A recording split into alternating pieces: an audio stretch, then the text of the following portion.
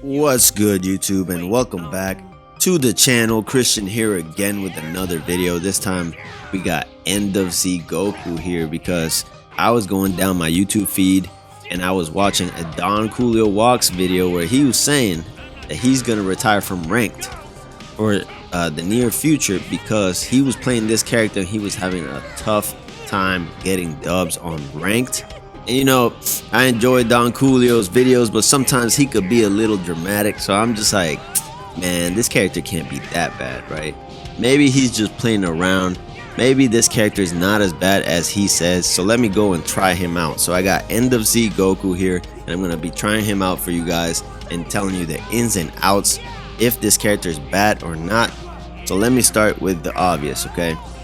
Base Goku here starts with 2 key bars and 0 skill points, so a very slow start, and this character's combos are a little short range and kind of clunky, so sometimes the character will go off track and hit to the left like a lot of characters in this game, but for whatever reason for this Goku it feels more infuriating, maybe because the combos have short range. He doesn't have, for example, a sword or fast hits that hit multiple times. He just has single hits with short range and they go off target very easily, okay?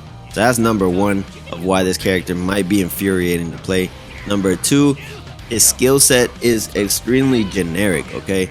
End of Z Goku is supposed to show Goku at a master level, okay?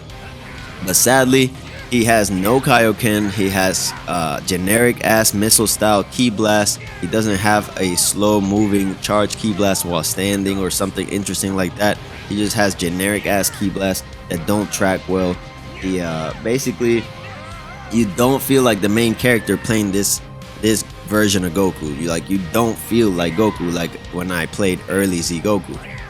And early Z Goku is a weaker character, but I had way more fun playing early Z Goku than this character, okay? Now, this was Bandai's opportunity to show Goku's mastery, but sadly, his generic ass moveset and clunky combos kind of prevent base from being fun to play. So you really want to transform like I did right here, okay, to get the most out of this character. The problem is, because he starts with 0 skill points, then you gotta spend your skill points to transform to get any power out of him. And by the time you transform, then you gotta build those skill points back again, so you can't even use the most powerful abilities of these transformed state characters, making, you know, End of Z Goku kind of hard to use in singles. Maybe in DP he could get away with stuff like that because it's a longer game, so you could build skill points over time, but in singles this character really suffers, okay? So I could see why Don Coolio was raging trying to play the game when he has to spend most of his skill points transforming while other people are doing insta sparks and using explosive waves and stuff like that to increase their momentum, okay?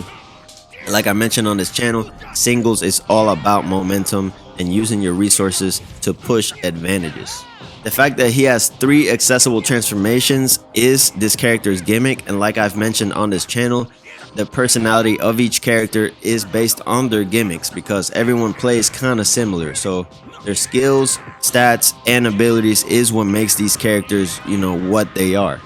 And in the case of End of Z Goku is the fact that he has 3 accessible transformations.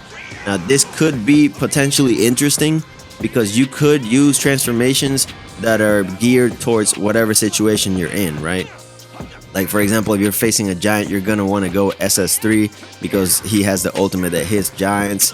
SS2 gives you a lot of power, but he doesn't have instant transmission. So if you want to opt out of instant transmission, you would go SS2. And you know, SS1 has flying kicks in the front, so if you want to throw hands, you would go SS1 in that case, right? But sadly, like I mentioned, the transformations eat up a lot of skill points. If you're fighting, more than likely you're spending your skill points on revenge counters and stuff like that. So by the time you transform, it's already too late. You don't get the most out of the transformations. And it puts you at a huge disadvantage to have to eat your skill points to actually get any damage off on people, which is why End of Z Goku is kind of trash in my opinion. What about SS3? You're probably thinking, SS3 is so great, right? SS3 is so iconic, one of the best transformations in the game, right? Well, you know, mistakenly in one of my previous videos, I thought SS3 was an 8 DP character, but really it's a 7 DP character, which would put him on the same level as SS2 Adult Gohan, and it costs 3 skill points to get into the mode, which is very substantial. Spending 3 skill points, you would imagine that you get at least some resources back, but when you go into SS3, you don't get your ki back whatsoever, like you're gonna see right here. Right, so I went SS3 and my ki bar is the same. So luckily I get the revenge counter, which adds a ki bar to me, so I could do my super here. But that is a shame, because having to spend 3 skill points just to transform to SS3 and get nothing back for it is very bad in my opinion. Okay, when you have characters like, for example, my main Bootanks, he can transform to Buhan for 1 skill point and get his whole ki bar back, which is extremely strong. But SS3 Goku got shafted for whatever reason. He doesn't get ki back when he transforms, even though Goku's the only character in the game to be able to even access this transformation. Now, maybe you're gonna say, well, in the show, SS3 had trouble charging, so why would you get your ki back? Well, they could have balanced it by at least giving you a full ki bar and then giving him a slow charge speed for the rest of the match, something like that, or make the character charge slower than normal, because SS3 does have energy balance issues in the show, which it would make sense for him to get his ki bar, but then later you have trouble charging back up during the match, right? Now, so I wish SS3 would restore your ki. That would make this character a lot better. I wish Goku had Insta Spark in base, because base Goku has a lot of trouble doing damage, and you're gonna see that right here as I face Majin Vegeta. Like, base Goku basically feels like I'm playing early Z Goku in terms of like damage, and maybe that's not right, but like I mentioned, also the design of the character doesn't help. The fact that he has no sauce whatsoever, he doesn't have a Kaioken, he doesn't have like a unique playstyle for the main character of Dragon Ball to have such a generic ass playstyle. It's a shame in my opinion, which holds this character back from actually, you know, being fun to play. So in my opinion, what I would do is that I would change his ki blast. I would give him a slow moving charge ki blast while standing, because that would be an interesting mechanic. If you throw a slow charge ki blast, you could instant transmission behind him and allow the charge ki blast to set you up for a combo after the instant transmission. That would be a cool mechanic, but they didn't think to do that. They just gave him a generic ass combo and playstyle, which is a shame for this character. Now I'm gonna go into the gameplay here, because this is gonna show a little bit of what I'm talking about. Okay, so I'm facing True Baller 644. If you follow my channel, you've seen him before. He's a good Janemba player. So here we go. We start the match. He has a unique style unblockable ki blast. See, and Goku has nothing of the sort, which makes him just, you know, kind of like a boring character in my opinion. So I gotta rely on these clunky ass combos that have short range, and as you see, my combos just go off track and go left, and that happens a lot with Goku, which makes him really like unfun to use in my opinion.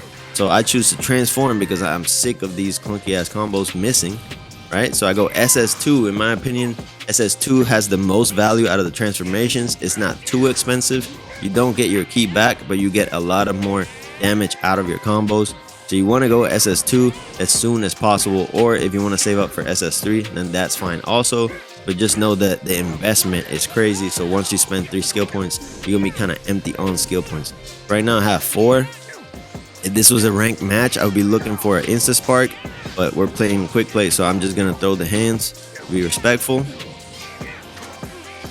try to be cheeky with instant transmission. Now instant transmission misses a lot in my opinion.